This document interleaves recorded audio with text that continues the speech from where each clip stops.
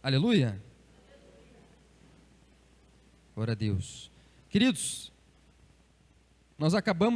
você acabou de ler e presenciar, de certa forma, na tua imaginação, uma das 3 ressurreições protagonizadas por Cristo na Bíblia.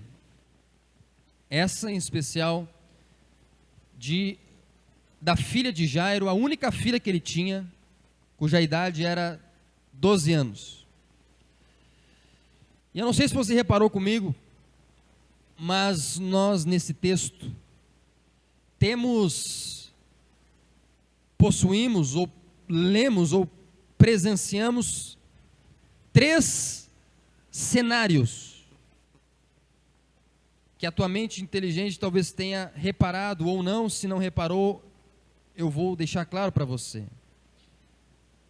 Primeiro você tem o cenário à beira da praia, onde Jairo encontra Jesus, que acabara de vir de Gadara, e de uma grande cruzada evangelística, que Jesus fizera pelas cidades da Galileia. Em Gadara ele libertou um homem de uma legião de demônios, de 6.000 demônios empossados, naquele chamado Gadareno. Esse episódio que um dia talvez eu traga para os irmãos, esse texto para nós aprendermos com ele. Pois bem, Jesus acalma a tempestade no lago de Tiberíades e Jesus chega em Cafarnaum, que era a cidade porto, que era o quartel-general de Jesus, era onde Jesus parava e tinha uma casa e dormia, e as pessoas todas conheciam ele ali. Chegando na margem do lago, da praia, você tem esse cenário onde Jairo encontra Jesus e chama Jesus para vir à casa dele, porque a filha dele estava à beira da morte, estava no último estágio da sua doença terminal. Isso está nos versos 21 a 24. Depois você tem um segundo cenário, a partir do versículo de número 35, que é no caminho para a casa de Jairo. Então no caminho acontecem algumas coisas. Aquela mulher hemorrágica é curada, e mensageiros chegam a Jairo dizendo para ele que ele não precisava mais levar Jesus para a casa dele, porque a filha que antes estava doente agora já tinha morrido, já estava morta, podia abandonar Jesus ali. O cenário é o caminho. E por último você tem um terceiro cenário, uma terceira cena, que ocorre, que é ambientada na casa de Jairo e no quarto da menina, onde ocorre a ressurreição. Jesus dá uma ordem para ela, na língua falada daquela época, que era o aramaico, talitá cumi, que significa menina, levante-se. Ele dá essa ordem, toma ela pela mão, morta, e ela é ressuscitada. Alguns evangelistas, Lucas e Mateus, dizem que o Espírito volta para ela naquele momento, imediatamente, ela se levanta e começa a andar. Os pais que antes tinham a filha morta, agora vem a filha andando, e ficam todos admirados. Pois bem, desses 3 cenários que eu acabei de descrever para vocês, existem inúmeras lições que nós podemos tirar para a nossa semana, para o nosso dia a dia. Porque a Bíblia, ela não é um livro histórico restrito a 2.000 anos atrás, que pode ser lido pelos mais antigos ou pelos crentes, pelos crentolas, e que fica nessas historinhas de Jesus ressuscitando um aqui, curando um cego ali, levantando um paralítico ali, historinhas que talvez você nem acredite muito, nem acredita tanto assim nessa ressurreição, por exemplo. Talvez por falta de provas que você acha que não tem. Então, a Bíblia não é só isso. A Bíblia, ela é tida como palavra de Deus, e ela é o centro de uma das maiores religiões mundiais, com milhões de seguidores, porque de alguma forma ela tem o poder de, no universo de 40 pessoas que estão aqui à minha frente, falar, ensinar e se emoldurar a situação que você vive hoje, no teu casamento, na tua família, nas tuas emoções, no teu coração, no teu interior, no teu emprego, nas tuas finanças. De alguma forma, o mesmo texto, com a mesma história, ele consegue, a partir da exposição desse texto, se aplicar ao cotidiano de cada um de nós e nos ensinar lições valiosas que podem transformar a nossa vida. Essa é a sobrenaturalidade desse livro que eu acabei de ler para vocês, desse texto. Vocês vão ver comigo? Eu elenquei aqui 3 lições de cada um desses cenários, totalizando então 9 ensinamentos. Eu vou passar rapidamente por eles, mas vocês vão ver que esses ensinamentos, eles se aplicam a nós hoje. Nós somos crentes e nós cremos na Bíblia, e você tem que ser uma pessoa assim. Você não pode crer só porque você, Maria, vai com as outras, entendeu? Todo mundo acredita e eu creio. Não, você tem que usar a tua mente para argumentar e ver se isso é plausível. A nossa crença na existência de Deus, nesses episódios bíblicos, ela não é de natureza experiencial, experimental, mas ela é de natureza intelectual, como nós veremos daqui a pouco. A Bíblia é a palavra de Deus, que quer falar com você hoje. Por isso que você está aqui. Diga amém? Olha só comigo que interessante esse texto que nós lemos. No primeiro cenário, que eu falei para vocês, que é a beira da praia, no versículo de número 21, Jesus ele está voltando de barco, desembarca na praia, e uma multidão estava esperando ele. O evangelista Lucas diz que uma multidão estava esperando Jesus, ansiosa, feliz, porque ele tinha chegado novamente naquele território.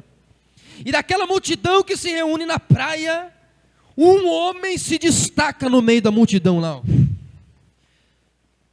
E os evangelistas focam nele, porque não é um homem qualquer. O homem que veio ao encontro de Jesus, cujo nome é Jairo, que significa, é a variante grega do hebraico Jair, que significa iluminado, significa Deus levanta.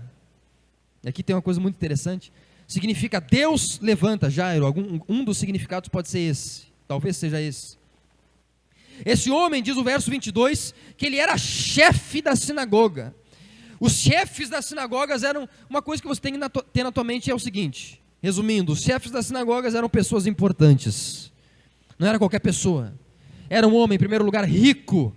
Os chefes das sinagogas eram homens que sustentavam financeiramente a sinagoga. O que é a sinagoga, pastor? É a igreja dessa época, é a igreja dos judeus, é o local onde os judeus se reuniam para ouvir a lei, a palavra de Deus, o ensinamento da palavra de Deus. Um rabino ficava, a diferença é que o rabino ficava sentado e o povo ficava em pé. Então você está no lucro, diga amém? Hoje o povo fica sentado e o pastor fica se desgastando aqui, né? Nas sinagogas da época, o rabino ficava sentado, porque normalmente ele era uma pessoa de mais idade, e o povo sentava também, tem arquibancadas nos arredores, mas também no momento da leitura da Torá, o povo ficava de pé para ouvir o ensinamento da palavra de Deus. Então era o contrário. Então, era a igreja da época. E esse homem era chefe desse lugar, ele era um camarada importante, rico, da cidade de Cafarnaum, que conhecia Jesus, que inclusive talvez tenha participado no capítulo 3 de Marcos, de uma conspiração para matar Jesus. Esse é Jairo. É um homem que uns capítulos antes era incrédulo, ímpio, e talvez tenha concordado com o plano dos fariseus de matar Jesus, porque Jesus curou um homem no sábado na sinagoga.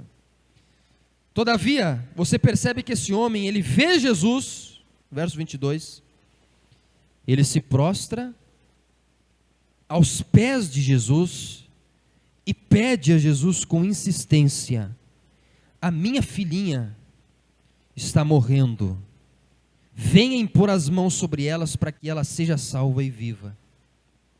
Primeira coisa, primeira lição que eu quero tirar para nós: Jesus é o que nos resta depois que todos os recursos humanos se esgotam. Nós não estamos diante de um homem qualquer, querido. Era um camarada que tinha dinheiro, para pagar os melhores médicos para curar a sua filha. Todavia, os recursos humanos de Jairo foram esgotados, porque não tinha mais ninguém que resolvesse a sua situação. O ser humano caído, depois da queda de Adão, depois que Adão pecou, o teu coração, o coração do teu parente, o meu coração, quando nós nascemos, quando nós crescemos, ele é um coração que está em constante rebeldia contra Deus. Ele é um coração que não quer saber das coisas de Deus. Ele é um coração que tudo que quer é estar longe de Deus, caído no pecado. O estado do coração humano é um estado de rebeldia constante. Inclusive, o pecado, ele é esta manifestação de uma rebeldia, de uma desobediência, de uma apatia em relação a esse ser da moralidade e a esse ser santo. Se não fosse assim, nós não teríamos mais pessoas no carnaval do que pessoas na igreja. Se não fosse assim, você seria uma pessoa que já seria um santo. Mas você percebe que o teu coração ele está em constante rebeldia contra a pessoa de Deus, contra a presença de Deus. Isso é o nosso estado natural. Nós não queremos, ninguém acorda num belo dia e diz assim, hoje eu acho que eu vou me converter. Ninguém faz isso, querido. Dorme no pecado, né? Aí acorda assim, eu acho que eu vou me converter hoje. Eu vou me converter, vou comprar uma Bíblia. Compra uma Bíblia para mim, que a partir de hoje eu vou ser crente. Vou ir na igreja todo bonitinho lá, todos os domingos, sexta-feira, ouvir o pastor gritar nos meus ouvidos. Eu vou ser cristão a partir de hoje. Ninguém acorda assim, querido. Você se converte através de um processo. Alguém te convida para vir na igreja, alguma coisa acontece na sua vida que você é levado a Deus.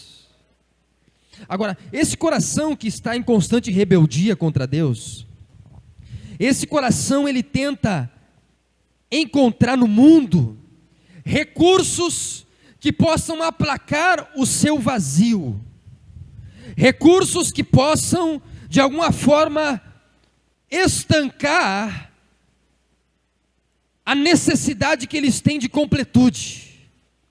Então esse recurso ele pode ser o relacionamento, esse recurso ele pode ser o dinheiro, esse recurso ele pode ser o trabalho, esse recurso que você tenta se apegar com todas as forças, que você tenta segurar no mundo, pode ser o pecado, pode ser o vício, pode ser a droga, pode ser a bebida, pode ser a conquista financeira, a conquista material.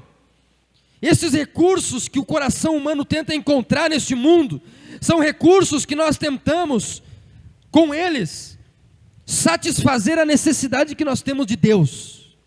Mas nós constantemente percebemos, e você percebe na tua vida, principalmente os mais antigos aqui, e os jovens, se ainda não perceberam, vão perceber, que você vai dar voltas e voltas nessa vida, mas que os recursos que você tenta encontrar em qualquer outro lugar, não vão satisfazer a necessidade que o teu coração tem da presença de Deus. É só em Deus que você encontrará paz para o teu coração inquieto. Diga amém. Vou pedir licença para os irmãos, vou tirar essa gravata aqui. Estou muito sufocado aqui. Diga aleluia. Até porque se eu pregar aqui antigamente, né, manifestava o demônio, a gente tirava, né? Porque senão ele pode pegar a tua gravata e enforca o pastor, né? Você já viu isso? O pastor vai expulsar o demônio, ele tira a gravata. Primeira coisa, né? Senão o demônio já puxa aqui, ó. De repente eu estou pregando aqui, a palavra está muito forte, daí já você, de repente você já vem aqui, né? Pula na gravata aqui, já, vou enforcar esse pastor aqui, tá? Tirar esse pastor Billy aqui que está me incomodando, esse baitararé aqui. Diga amém? Familiar não para de me convidar para ir na igreja, esse pastor aí. Estou brincando. Então, voltando ao que eu estava dizendo, o nosso coração, ele tenta encontrar esses recursos, queridos, e você talvez tente encontrar. Recursos humanos. Agora, aqui nós percebemos que Jairo, ele esgotou todos os recursos dele, quando, e aqui vem a minha segunda lição que nós aprendemos aqui, Jesus é o que nos resta quando o desespero bate à nossa porta. Jairo, ele como eu falei para vocês, talvez ele odiasse igreja, cristãos. Por quê? Porque ele participou, ele era chefe da sinagoga, a mesma sinagoga que havia condenado Jesus no capítulo 3 de Marcos. Se você voltar a tua Bíblia e ler no capítulo 3, os fariseus tentam armar um plano para tentar matar Jesus, e Jairo era o chefe daquela igreja, daquela sinagoga, que queria matar Jesus. Jairo era esse homem, esse tipo de homem que ele era incrédulo. Incrédulo é aquele que não tem fé, mas não só incrédulo, talvez ímpio, talvez, estou conjecturando, não que seja isso, mas estou tentando aplicar para a sua vida. Talvez esse tipo de pessoa que não odeia apenas igreja, pastor, mas odeia tudo que tem a ver com esses crentes malucos. Esse homem que não quer saber de igreja, esse homem que não quer saber desse tal de Jesus, desse jovem louco que anda com esses 12 pescadores aí, cheirando a peixe para tudo que é lugar, dizendo que cura pessoas. Isso daí é tudo fajuto, isso aí é tudo mentira. Jairo era esse tipo de homem, esse homem que queria bater o cartão espiritual dele na igreja, mas que ele não queria saber desse tal de Deus. Ele já tinha a vida dele feita, ele era rico, ele já tinha carro na garagem, ele já tinha a casa dele financiada e quitada, ele já tinha a família dele muito bem estabelecida, porque ele tinha uma esposa, como diz o evangelista. E assim nós somos muitas vezes, o nosso coração rebelde, ele se apega a coisas efêmeras deste mundo. Então o nosso coração rebelde, ele se apega ao pecado, ele se apega ao vício, ele se apega ao trabalho muito bom, ele se apega ao salário alto, ele se apega a bens materiais, para encontrar paz longe de Deus, longe da igreja, longe dos pastores, longe da Bíblia, longe dos ensinamentos bíblicos. Eu não preciso viver essa vida de crente, essa vida santa, para poder ser feliz. Eu consigo aqui, pastor, com minha empresa aqui, com meu dinheiro, eu consigo ser feliz aqui. Os meus amigos são felizes assim? Acontece que na vida, queridos, existem momentos que o desespero vai lá na nossa porta, da porta da nossa vida. Ei, existem momentos que o diagnóstico médico bate lá, na porta do nosso coração, da nossa vida lá. Que o diagnóstico psiquiátrico vai lá, você está com depressão, você está com ansiedade, você está com a doença terminal. Teu filho, ele tem mais 3 meses de vida. Jairo foi atacado por isso. Foi um momento, e na nossa vida existem esses momentos que o desemprego bate na nossa porta, e que os boletos vêm atrás, que a falta de dinheiro bate na nossa porta, que a escassez bate na nossa porta, que esse desajuste interior que nós não encontramos em lugar nenhum satisfação, vem ao nosso interior. O desespero bate. Jairo estava muito feliz até que a filha dele cai a camada, e quando ela cai a camada, ele tenta utilizar todos os recursos, ele chama os melhores médicos, ele gasta todo o dinheiro que tem, ele esgota tudo, ele gasta todo tipo de tratamento, ele tenta tudo, ele chama os fariseus, ele chama os mestres religiosos, ele chama os sacerdotes para tentarem ministrar cura e fazer cerimônia, e ele vai na religião tal, e ele vai no centro tal, e ele vai em tal filosofia de vida, e busca todos os recursos humanos, mas nada disso adianta, até que só resta para ele uma alternativa, porque era a única filha dele. Alguém diz para ele: aquele Jesus que a tua sinagoga queria matar, está chegando na praia ali, é a única alternativa que te resta. E ele vai em direção a Jesus, e ele quebra barreiras enquanto ele está na frente de Jesus. Você percebe que ele chega, ele vê, ele se prostra, e ele pede com insistência, na frente de todo mundo. Primeiro, ele quebra a barreira social, da posição social. Ele era um líder, ele era um príncipe, mas ele não tem escrúpulos de chegar, de descer do seu orgulho, descer do seu palanque de soberba, do seu palanque de alguém que sabe tudo, de tudo, de alguém que não precisa de igreja, de alguém que não precisa desse Jesus. Ele desce disso, por quê? Porque a filha dele está precisando na casa dele. E quando nós temos uma pessoa amada que está precisando de Jesus, queridos, nós não medimos esforços para levar Jesus para essas pessoas. Então ele desce dessa posição de sabe tudo, ele desce dessa posição de príncipe, e ele se prostra. As pessoas naquela época só se ajoelhavam na frente de reis e de deuses. Então ele se humilha diante daquele jovem de 30 anos, odiado por uns, quebra a barreira social, e diz: Jesus, eu estou desesperado. Ele pede com insistência. E no texto grego você tem essa vivacidade. Ele fala, o texto grego está como se palavras cortadas, como um homem desesperado. Ele não consegue nem falar direito. Ele fala assim: Senhor, a minha filhinha, ele utiliza realmente filhinha no diminutivo. Era uma pessoa muito especial para ele, era a única filha dele. Está morrendo. Eu peço ao Senhor, o Senhor é meu último recurso. Eu não encontrei em nenhum outro lugar satisfação, Jesus. Talvez Jesus seja teu último recurso hoje, para a tua família, para o teu casamento, para o teu estado interior, para as tuas finanças. Seja como Jairo, não seja orgulhoso, se prostre diante dele. Sabe por quê? Porque um homem prostrado diante de Jesus é atendido no seu pedido.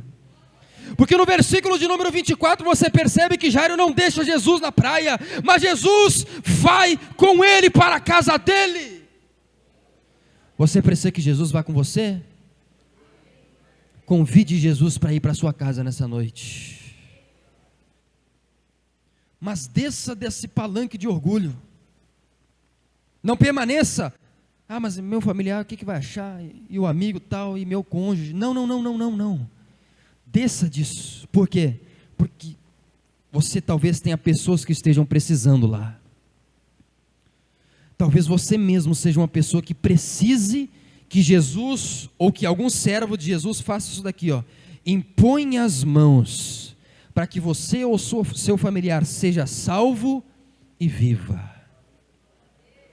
Talvez você carregue para a beira da praia hoje, aos pés de Jesus, alguma filhinha que está morrendo na tua vida. Não está morto ainda, mas está morrendo. Está em situação de morte. O que você está trazendo hoje para Jesus que está em situação de mortificação? Moribundo, que está em situação de deteriorização, que está num último estágio de doença. É o teu coração? São as tuas emoções? É a tua biologia? É o teu físico? É o teu corpo? É a tua mente? É a tua família que está à beira da morte? São os teus relacionamentos? É a tua vida financeira? O que você traz hoje? Qual que é a tua filhinha hoje de 12 anos? Qual que é o teu bem mais precioso, que você não encontra lugar nenhum solução para isso? É o teu interior? Eu quero te dizer, venha Jesus, se ajoelhe, porque Ele vai com você. Leve Ele para a sua casa. Agora, aqui, esse primeiro cenário, eu penso e imagino, a primeira vez que a gente encontra Jesus. Lembra, a primeira vez que você se converteu, a primeira vez que você pisou aqui, ou em alguma outra igreja, e ouviu algum outro pastor? Aquela primeira vez que você chegou numa situação de morte, e ele pregou o evangelho para você, e você conseguiu levar ele dentro do teu coração. Iniciou uma caminhada. Agora no meio da caminhada, no verso 35, a situação piora. Por quê? Porque quando Jesus está indo com Jairo, e aqui nós aprendemos que a nossa caminhada com Jesus não nos isenta de más notícias. Quando ele está indo com Jairo para a casa dele, Jairo já está feliz, né? Eita, Jesus já está comigo, minha filha vai ressuscitar, vai ser curada, não está morta ainda, mas vai ser curada. Aí quando Jesus está indo com ele na caminhada, querido, olha o que acontece. Vem aquele mensageiro do diabo, diga amém? Sabe aquela pessoa que traz a má notícia do... Chega uma pessoa e fala assim para ele, ó: ei, fulano, Jairo, uma má notícia para ti. A tua filha que antes estava doente, agora nem doente está. Foi curada? Não, morreu. Diz ali, ó. Morreu. Por que você ainda segue incomodando esse mestre aí? A nossa caminhada com Jesus não nos isenta de más notícias. Muito pelo contrário, as más notícias, elas estão presentes em pessoas. E essas más notícias são, sabe aquela frase, aquela má notícia que a pessoa chega, dá para você essa má notícia e a tua fé vai lá embaixo, lá, sabe? Quando apaga a tua fé, apaga teu fogo. Esse é o poder das palavras. Provérbios capítulo de número 18, verso 21, diz que a morte e a vida está no poder da língua. Palavras têm poder de ferir e de matar a tua fé. Palavras, elas às vezes são mais danosas do que golpes ou do que atitudes. Provérbios 18 diz isso.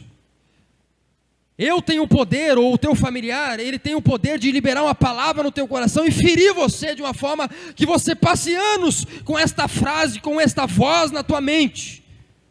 As palavras têm esse poder. Sabe aquela palavra que entra no teu coração, fere você, ataca você de uma forma firme, destrona você. Quando a pessoa traz essa má notícia que vem e tira toda a vida que você recebeu na igreja. Sabe essas pessoas que trazem essas más notícias? Você tem que selecionar essas vozes. Você tem que aprender com Jesus. Olha o que Jesus faz, né? As pessoas, o camarada chega e diz: ó, tua filha já morreu. O verso 36. Mas Jesus, olha ali, sei levar em conta tais palavras. Jesus, diga assim, ó, não estava nem aí. Diga assim, não estava nem aí. Você tem que selecionar as vozes que falam no teu coração. As pessoas chegaram e falavam assim, ó, o que você quer incomodando esse pastor aí? Não incomode mais o mestre. Tua filha já está morta. O diagnóstico já está dado. O exame já está feito. Você está doente. Você está morto. O teu casamento já está morto. As tuas emoções já estão mortas. Você já está como uma pessoa depressiva. O que você ainda quer incomodando esses pastores e essas igrejas? O que você ainda quer seguindo nessa tua fé? Desiste disso. Mas Jesus vem e diz para Jairo, Jairo, não dá assunto para isso daí, porque a última palavra não pertence aos homens. A última palavra quem dá sou eu. Quem acredita nisso, aplauda Jesus. Você. Aleluia. Talvez as pessoas olhem para você e digam assim, teu ministério já está morto. Talvez as pessoas olhem para o teu casamento e digam assim, fulana, aquele relacionamento ali já acabou há muito tempo. Talvez as pessoas olhem para você e digam, aquela dali já está morta nos vícios há muito tempo. Está só enganando os pastores lá, o pastor está tendo esperança naquela dali, mas eu não dou 2 meses para aquela pessoa sair da igreja. Talvez as pessoas olhem para você e não enxerguem mais esperança em você. Talvez sejam pessoas da tua própria casa, porque aqui chegam mensageiros da casa de Jairo, dizendo, ó, tua filha já está morta, deixa essa igreja, deixa esse Jesus. Mas Jesus vira para Jairo e diz assim, ó, primeiro que Jesus não dá nem assunto, e ele fala uma palavra que você tem que levar para a tua semana. Eu quero que você leve para a tua semana esta frase: não tenha medo, apenas creia. Nossa caminhada com Jesus nos ensina a viver não baseados no que vemos ou ouvimos, mas no que cremos. Não é assim que diz a canção? Não vivo do que vejo, mas vivo do quê? Do que creio. Viva baseado naquilo que você crê. Quem entendeu, diga amém. Diga assim, não tenha medo. Crê. E aqui nós dividimos aqui as pessoas. Eu divido vocês aqui. Metade ou metade. Nós temos aqui à minha frente ouvindo pessoas que creem ou pessoas que não creem. Talvez você seja uma pessoa que não tem fé. O mundo ele é dividido nesses 2 tipos de pessoas. Pessoas que conseguem crer que Deus ainda pode restaurar a sua família. Pessoas que conseguem crer que Deus ainda pode restaurar o seu bairro, a sua vizinhança. Pessoas que conseguem crer que Deus ainda pode, e eu estou aqui na frente de algumas pessoas assim. Você está numa igreja de pessoas assim. Pessoas que um dia ouviram outras pessoas dizendo, mas o bairro Itararé já está morto. O que vocês querem ainda incomodando Deus para avivar esse bairro? Mas a família da ciclana, do Beltrano já está morta. Vocês não têm mais que batalhar para que eles possam voltar para Jesus. Mas a fulana já se desviou da fé há muito tempo. Desistam dessa pessoa. Mas você está diante de um pastor e você está sentado do lado de uma pessoa que não tem medo das circunstâncias, mas que ainda crê que Deus tem poder de fazer uma igreja, restaurar um bairro, avivar uma nação ou uma cidade. Nós temos fé em um Deus poderoso.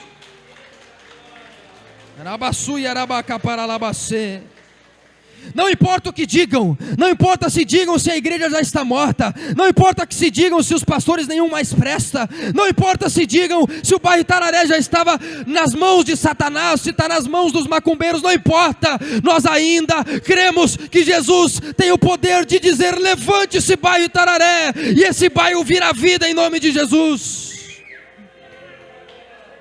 Nós temos fé. As faculdades tentam aplacar a nossa fé. Os noticiários tentam dizer para nós que quem tem fé é gente burra, é gente ignorante. Esses crentes aí, é tudo gente ignorante, gente que não lê, gente que não conhece as filosofias, gente que não sabe pensar o mundo racional. Esses são as pessoas mais humildes, é as vozinhas ali, é os tiozinhos que têm fé. Não, não, não, não, não. Você está aqui ao lado de pessoas inteligentes, mas que não é porque são inteligentes que deixam de crer no sobrenatural. Crê somente. Sabe por quê? E aqueles que já visitaram hospitais comigo sabem disso. Pastor Mandelei, você me acompanha. Às vezes, os médicos desenganam pessoas. E a única coisa que resta depois de um desengano médico, a única coisa que resta para uma pessoa depois de um diagnóstico, a única coisa que resta para uma pessoa depois que que o marido já foi embora, a única coisa que resta para uma pessoa depois que ela já começou a se cortar de tanta angústia, a única coisa que resta para essas pessoas, queridos, é a sua fé. Não são os livros de Platão, não é a filosofia de Aristóteles, não, não, não, não, não. A única coisa que resta para as pessoas é a fé. É por isso que, por exemplo, você vê que essa igreja não está vazia, ela está com pessoas. É por isso que as igrejas agora no domingo, mesmo com todas as atividades, as igrejas, a maioria delas ainda estão cheias de pessoas, porque as pessoas do Brasil ainda acreditam que Deus tem poder para restaurar o que estava morto. E somente Jesus tem o poder de fazer isso daqui, ó. Somente Jesus tem o poder de fazer o que ele disse para Lázaro: ainda que esteja morto, viverá. A tua filha está morta? Tuas emoções estão deterioradas? Não se preocupe, filha, filho. Ainda que esta área da tua vida já esteja desenganada pelos teus familiares ou por profissionais, eu estou te apresentando aqui um Jesus que te diz: ainda que esteja morto, eu tenho o poder nessa noite de fazer viver. Eu ainda tenho o poder de te fazer sorrir. Eu ainda tenho o poder de fazer você viver uma família feliz. Eu ainda tenho o poder de fazer você viver os teus sonhos nesta terra. Eu ainda tenho o poder de fazer você ter um ministério. Eu ainda tenho o poder de fazer você frequentar uma igreja e ser um crente cheio do Espírito Santo. Eu ainda tenho o poder de fazer tudo aquilo que você pensa que está morto reviver em nome de Jesus. Eu ainda tenho o poder de tocar no teu familiar que está lá agora, sentadão no sofá dele lá, ó. Eu ainda tenho o poder de trazer aquela pessoa para a igreja. Diga amém. Talvez nem você acredite, mas Jesus tem o poder de tocar naquela pessoa. Diga amém. Por quê? Porque ele diz: não tenha medo, creia. As más notícias, as circunstâncias, às vezes, elas trazem medo para o nosso coração. Sabe aquelas circunstâncias que impõem medo em você? Sabe? Que elas alteram o estado do coração, o teu estado de ânimo. Aquela notícia do noticiário, aquela má notícia que um familiar te dá, quando o patrão chega e diz: ó, infelizmente a gente está fazendo um corte na empresa aqui, e você está dentro do grupo do corte aí, tá bom? Mas a gente te liga naquela... Olha, estão crendo lá. Aquela famosa engana que eu gosto, né? A gente te liga depois, não se preocupe. A gente te liga para te chamar quando a gente estiver contratando de novo. Nunca mais liga, né? Às vezes, queridos, isso daí tenta impor medo. Ali, ó, medo. Chegam para Jairo e dizem assim: ó, tua filha já morreu. A circunstância que coloca medo, e o medo que paralisa, o medo que não te deixa avançar na vida, porque o medo, ele tem esse poder, a emoção do medo, às vezes se o medo é muito intenso, ele libera hormônios no teu corpo, que ele paralisa você, não deixa você avançar. Talvez você não avance na tua vida há muito tempo, por causa do medo, mas Jesus vira para você e diz assim: minha filha, meu filho, não tenha medo do que as circunstâncias dizem, creia, não perca a tua fé. Jairo crê. E para mim finalizar esta mensagem, Jairo vai à casa, Jesus vai à casa de Jairo, vê um monte de pessoas chorando, eu não vou entrar aqui nos detalhes históricos por causa de tempo, vê um monte de pessoas chorando, lá ó, choravam, pranteavam, a filha de Jairo já estava morta, queridos. Aí no verso 39, Jesus diz assim, ó: por que vocês estão chorando? Por que vocês estão alvoroçados?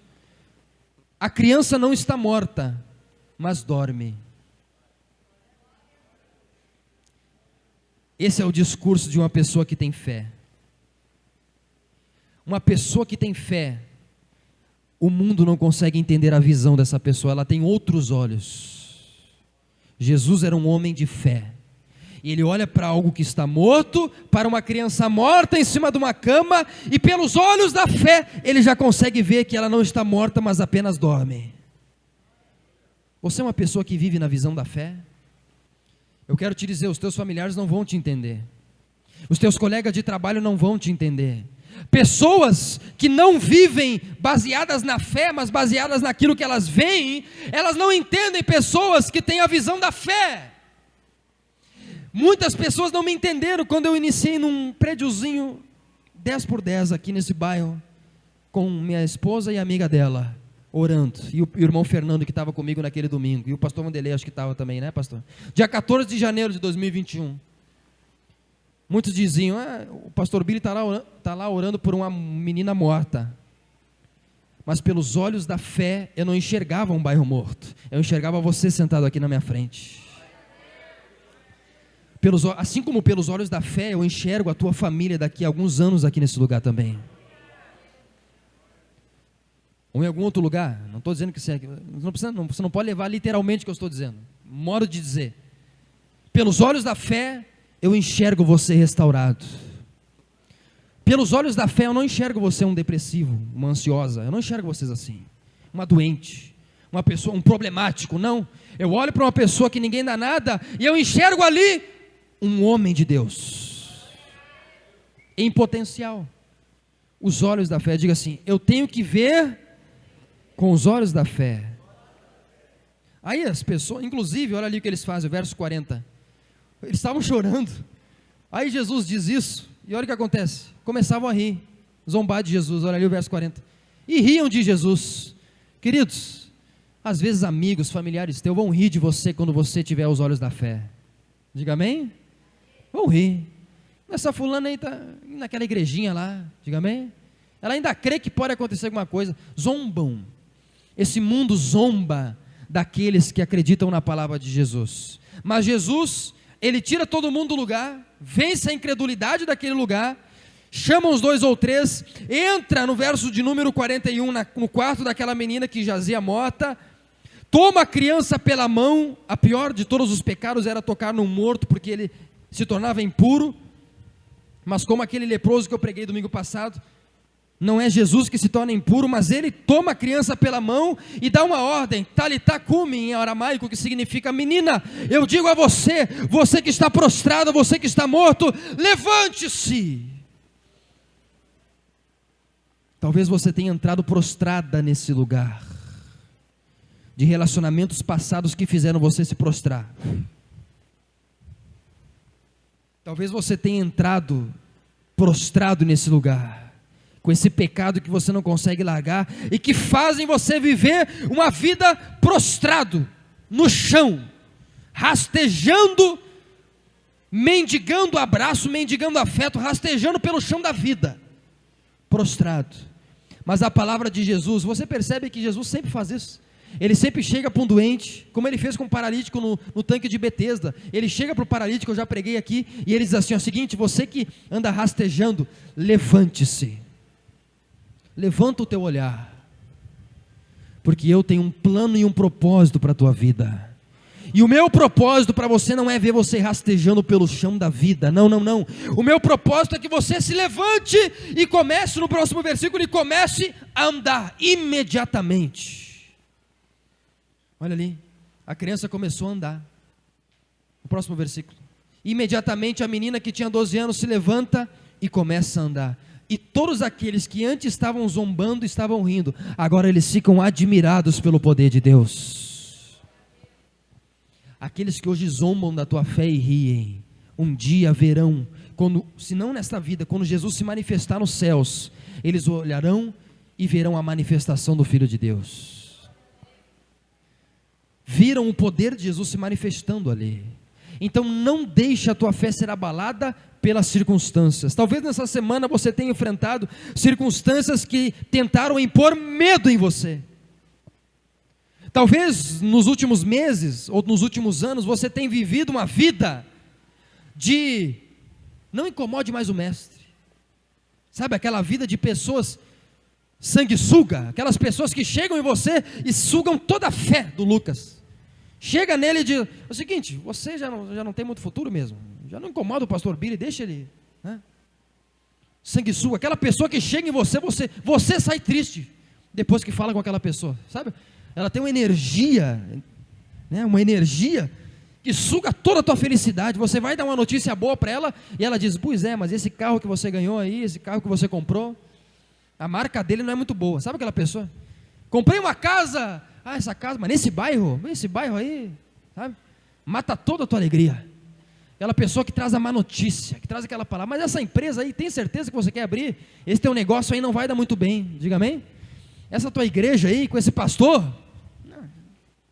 Aquela pessoa que tenta sugar as tuas energias. Jesus vira para você nessa noite e diz assim: ó, não temas, minha filha, meu filho, não tenha medo, creia, crê somente. Tem pessoas aqui que creem nessa noite em nome de Jesus? Você crê que Deus pode restaurar a tua vida?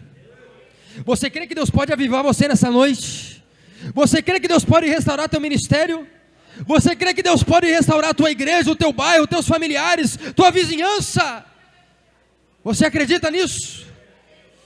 Não dê ouvidos às palavras de outras pessoas que tentam desestimular você. Creia, tenha fé nessa noite em nome de Jesus. Eu quero orar com você, eu peço que você se coloque de pé, eu quero orar com você nesta noite, baseado nisso. Feche os seus olhos por gentileza. Vocês que têm sido atormentados pelo medo, vocês que circunstâncias da vida, pastor,